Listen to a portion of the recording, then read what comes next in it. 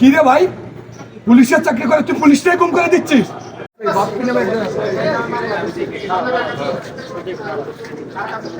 কোনটাই নেবো এইটাই?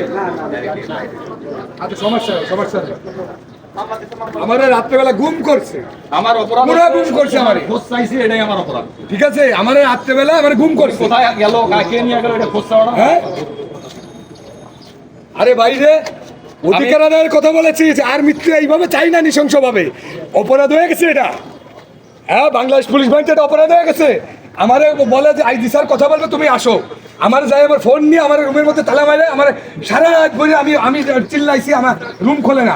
আমি কোথায় আছি, কি আছি, কারা তালা মারলো আমি এটাও জানি না। কি রে ভাই, পুলিশের চাকরি করে তুই পুলিশটাই গুম করে দিচ্ছিস? আজকে পুলিশের অধিকার নিয়ে কথা বলতে আজকে এটার জন্যই তো আমরা লড়াই করতেছি। সেই যদি আমাদের এরকম অবস্থায় ফেলায়, তাহলে কেমনে হবে? কি আমার এখানে এসে বলেন একটা আমাকে কিনে ইন্ধন দিচ্ছে, কে কথা বলছে আমাদের পক্ষে? আমরা নিজেরাই কথা বলছি পুলিশের পক্ষে। স্যার বললো যে আমি আমার স্যারের সাথে কথা বলা অফিসার, সিনিয়র অফিসার পুটাপে নিয়ে কথা বলবে, পুটাপে নিয়ে কথা বলার কথা বলে আমারে কই যে এসপি কথা বলবে, এই বলে নিয়ে যে আমার রাত্রেবেলা আটকাই দিছে, গুম করে ফেলাইছে আমারে। কি রে ভাই, ডিপার্টমেন্টে চাকরি করি, তোমার সাথে গুম তুমি এখনো যাই না, আমাকে রেখে গেছে। তোরা এখনো গুম করবি? তোরা এখন আর কত গুম করতে চাস তোরা?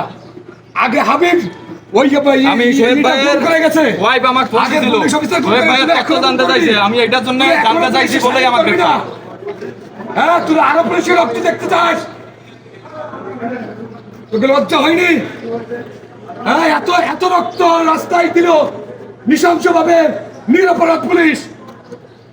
তোরা আরো চাস? তোরা র্যাঙ্ক নিয়ে খবরে যাবি?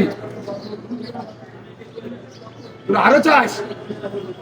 আরে ফেলে দেবে, মারবে, পিটবে, যা কিছু করুক, সমস্যা নাই আমার।